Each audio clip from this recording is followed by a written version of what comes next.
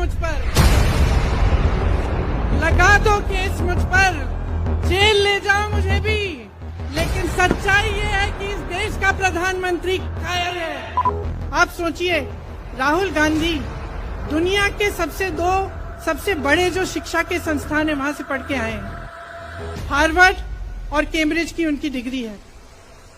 Cambridge से उन्होंने economics में मास्टर्स डिग्री, एमफिल डिग्री उनको मिली। आप उसको पप्पू बनाते हैं। राहुल गांधी जी ने क्या कहा? अरे कौन सा इतना बड़ा जुल्म कर लिया कि आपसे 2 सवाल पूछ लिए, जवाब नहीं दे पाए ना, घबरा गए। और जो अहंकारी होते हैं, तानाशाह होते हैं, क्या करते हैं? जब सवालों का जवाब नहीं दे पाते तो पूरी सत्ता को लेकर जनता को दबाने की कोशिश करते हैं। जो सवाल उठाता है उसको दबाने की कोशिश करते हैं। आपने कभी सोचा है, आंखें खोलिए, आपने कभी सोचा है कि ये पूरी सरकार, ये सारे मंत्री, ये सारे सांसद एक आदमी को बचाने की क्यों इतनी कोशिश कर रहे हैं? इस अडानी में है क्या कि इसको आप सारी संपत्ति दे रहे हो देश की? 20 हजारों करोड़ शेल कंपनियों में इनके हैं और आप इन पे इंक्वायरी नहीं कर सकते? ये अडानी है कौन कि आप सब उनका नाम उठते ही बौखला जाते हैं और उनको बचाने में लग जाते हैं? कन्याकुमारी से कश्मीर तक एक आदमी चला, उसके साथ लाखों लोग चले। क्या पैगाम लेके चला? किस लिए चला? उसके दिल में क्या भावना थी कि लाखों लोग देश भर से उससे जुड़ के चले? समता, एकता की भावना थी। आज आपके सारी मीडिया, आपके सारे मंत्री, आपके सारे सांसद, आपके सारे कार्यकर्ता कह रहे हैं कि राहुल जी ने विदेश जाकर देश का अपमान किया, राहुल जी ने एक वर्ग का अपमान किया। क्या एक आदमी जो कन्याकुमारी से लेकर 5000 किलोमीटर कश्मीर तक चल के ये रोज रोज कहता है कि इस देश को एक होना चाहिए, सबको समान दृष्टि से देखना चाहिए, क्या ये आदमी देश का अपमान कर सकता है? क्या ये आदमी एक वर्ग का अपमान कर सकता है? तो ये आदमी क्या कर रहा है? ये आपकी आवाज उठा रहा है। ये क्या कह रहा है? कह रहा है कि गरीबों को अपना हक दो, नौजवानों को अपना हक दो, महिलाओं को अपना हक दो। यही तो कह रहा है। और हक क्या है? हक ये है कि जो आपका है वो आपके हाथों में जाना चाहिए, किसी बड़े उद्योगपति के हाथ में नहीं, जो प्रधानमंत्री जी के मित्र हैं। ये है आपका हक। उसी हक की लड़ाई लड़ रहा है। आप सोचिए, राहुल गांधी दुनिया के सबसे बड़े जो शिक्षा के संस्थान है वहां से पढ़ के आए हैं। हार्वर्ड और कैम्ब्रिज की उनकी डिग्री है। कैम्ब्रिज से उन्होंने इकोनॉमिक्स में मास्टर्स डिग्री, एमफिल डिग्री उनको मिली। आप उसको पप्पू बनाते हैं।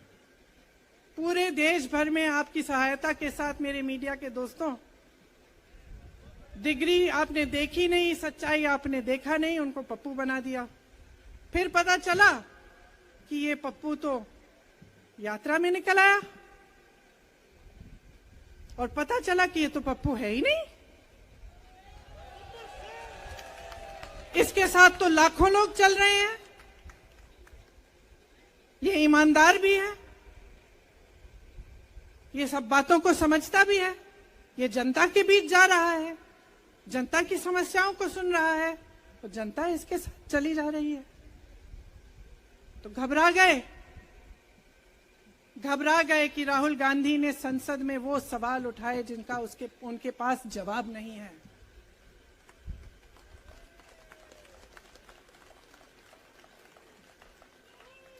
क्या किया सुन लीजिए।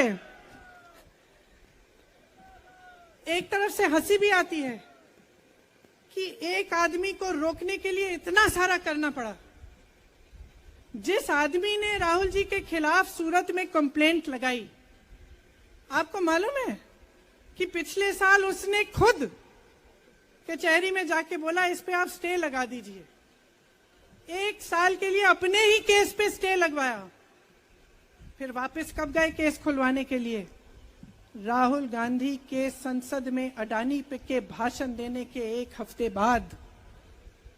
1 हफ्ते बाद वो आदमी वापस जाता है, कहता है केस खोल दी, सुन लीजिए अब हम तैयार हैं। 1 महीने के अंदर अंदर जज कह देते हैं कि राहुल गांधी को 2 साल की सजा मिलेगी। आपने देखा इस देश में कितने केस हैं कि जेल में 10 साल के लिए पड़े रहते हैं, उनकी सुनवाई नहीं होती। ये तो सुनवाई भी फट से हो गई, जजमेंट भी फट से हो गई, सजा भी फट से हो गई। और आपने कह दिया अगले दिन कि 8 सालों के लिए ये चुनाव नहीं लड़ सकते, संसद से बाहर कर देंगे इनको। वाह वाह वाह वाह वाह वाह, बहुत धैर्य है आप में। अरे कायर हैं, कायर है इस देश का प्रधानमंत्री। लगा दो केस मुझ पर,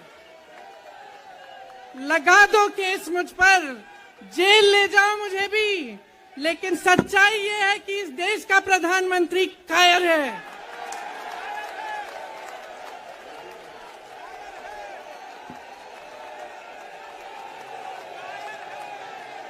अपनी सत्ता के पीछे छुपा हुआ है, अहंकारी है। और इस देश की बहुत पुरानी परंपरा है, इस देश की बहुत पुरानी परंपरा है, हिंदू धर्म की पुरानी परंपरा है कि अहंकारी राजा को जनता जवाब देती है।